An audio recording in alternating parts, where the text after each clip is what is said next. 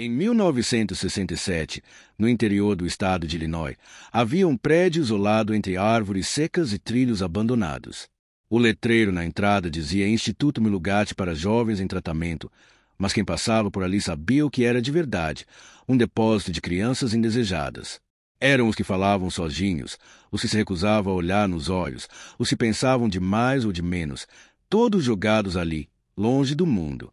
Dentre eles, havia um garoto que ninguém chamava pelo nome. Os funcionários o registraram como número 41. Tinha 13 anos, cabelo escuro, olhos opacos, uma expressão constante de quem vivia em outro tempo. Era quieto, não sorria, não chorava, observava, sempre observava. Enquanto outros gritavam ou batiam nas portas, número 41 passava horas no chão do dormitório, desenhando. Usava pedaços de papel arrancados de livros velhos ou embalagens de comida. Riscava com lápis roído ou com carvão das caldeiras. Seus desenhos pareciam caóticos à primeira vista, linhas cruzadas, formas retorcidas, símbolos estranhos. Mas quem olhava com atenção via outra coisa, lógica, ordem e, principalmente, repetição. Os enfermeiros riam.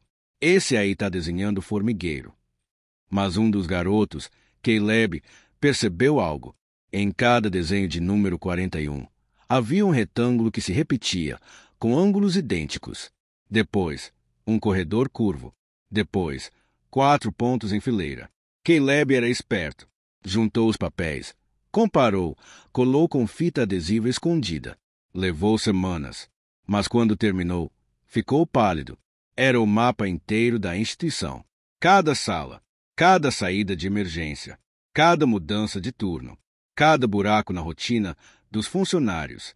Caleb mostrou para outro, depois para outro, até que, numa noite de inverno, 7 meninos se ajoelharam em volta de número 41, como se estivessem diante de um profeta silencioso.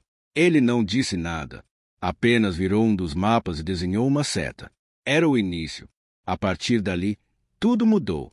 Eles passaram a observar como ele observava, marcar horários, contar os passos dos enfermeiros, ouvir barulhos que antes ignoravam. Um mundo novo havia se aberto.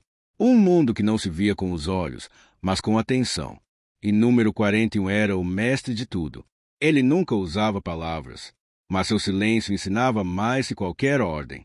Quando alguém errava um horário, ele escava o chão com força. Quando acertavam, ele desenhava um pequeno círculo ao lado. Era assim que guiava os outros. Sem voz, sem castigo, sem promessa. Apenas com lógica e olhar. Durante meses, eles se prepararam. Roubaram chaves antigas. Sabiam onde ficavam os uniformes de faxina. Quais portas emperravam. Qual alarme fazia barulho falso. Cada passo foi pensado. Cada detalhe simulado. Tudo com base nos desenhos do garoto que ninguém chamava pelo nome. A noite escolhida foi 12 de outubro. Fria, chuvosa, perfeita. Os garotos se vestiram como faxineiros, cruzaram corredores vazios, entraram por passagens de serviço e saíram pelos fundos, exatamente às 3h47, o momento em que os 2 seguranças trocavam de turno e o monitor da câmera ficava sem ninguém. Funcionou. 7 garotos fugiram. 7. Mas número 41 não estava entre eles. Caleb notou a ausência já no campo atrás do instituto. Quis voltar, mas sabia que não podia. Aquilo também era parte do plano. O garoto que criou tudo nunca planejou sair. Anos depois, já adulto, Caleb tentou encontrar alguma informação oficial sobre número 41. Mas o nome não existia. Nenhum registro, nenhuma ficha, nenhum histórico. Como se ele fosse apenas uma peça do prédio, um fantasma de carne e osso. Mas Caleb nunca esqueceu.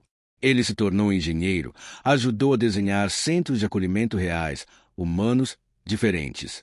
Em seu escritório, numa moldura simples, havia um dos mapas, aquele com a seta apontando para a liberdade. Acima, ele mandou escrever com letras finas. Ele ensinou a todos a sair e escolheu ficar. Alguns dizem que número 41 ficou por medo. Outros acham que era sua forma de proteger os que ainda estavam lá dentro. Ou talvez ele soubesse que o mundo lá fora jamais o entenderia. Porque alguns gênios não querem palco nem palmas. Só querem paz. Hoje, ninguém sabe o que aconteceu com ele. A instituição foi fechada nos anos 80, demolida anos depois. Mas dizem que, entre os escombros, havia uma parede com marcas estranhas, riscos, linhas, setas. Como se o mapa nunca tivesse terminado. Como se ele ainda estivesse observando, ainda desenhando. Número 41 nunca falou, mas ensinou a linguagem mais rara de todas, a de ver o que ninguém via, de perceber o invisível, de usar o silêncio como arma, como escudo e como chave. E talvez, só talvez, isso seja o que separa um garoto comum de um verdadeiro gênio. Aqueles que aprendem com o mundo e aqueles que o reescrevem. Com lápis, silêncio e olhos que nunca descansam. Caleb passou semanas inteiras trancado em casa, debruçado sobre aqueles mapas encontrados no subterrâneo do antigo Milugate. Cada folha trazia um misto de dor e genialidade. Nenhuma assinatura, nenhuma data, só linhas e símbolos que, com o tempo, Caleb reaprendeu a decifrar. Era como entrar de novo na mente de número 41. A maior parte dos mapas não era de lugares conhecidos.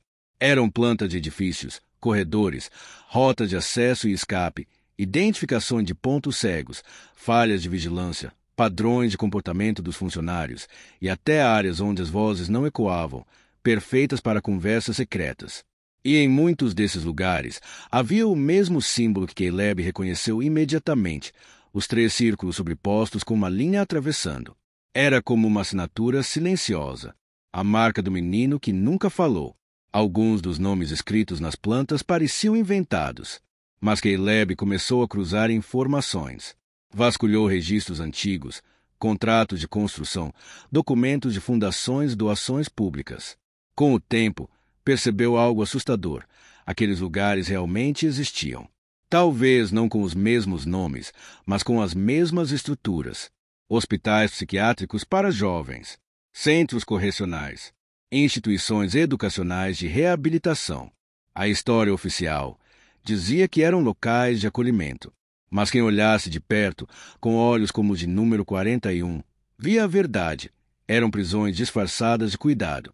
Foi então que Caleb entendeu o que tinha nas mãos. Aquilo não era um arquivo antigo. Era uma missão. Ele não contou para ninguém, nem esposa, nem filhos.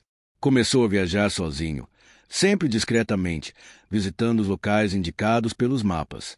Em cada um deles, deixava algum alerta anônimo, uma carta enviada à direção, uma denúncia formal sem nome, uma ligação gravada, uma pista, sempre com base no que número 41 havia deixado preparado décadas antes. Às vezes, o que ele dizia era ignorado. Outras, levava à reestruturação de alas inteiras. Em uma ocasião, a imprensa descobriu uma rede de maus-tratos num reformatório do Texas, e tudo começou por causa de um envelope que Caleb enviou com um mapa e uma frase. Não é novo. É só mais um. A matéria foi ao ar, mas ninguém sabia quem era a fonte. Caleb chorou vendo a TV. Não por si, mas porque número 41, mesmo décadas depois, ainda estava libertando pessoas. E então, vieram os envelopes. De tempos em tempos, Caleb recebia um novo.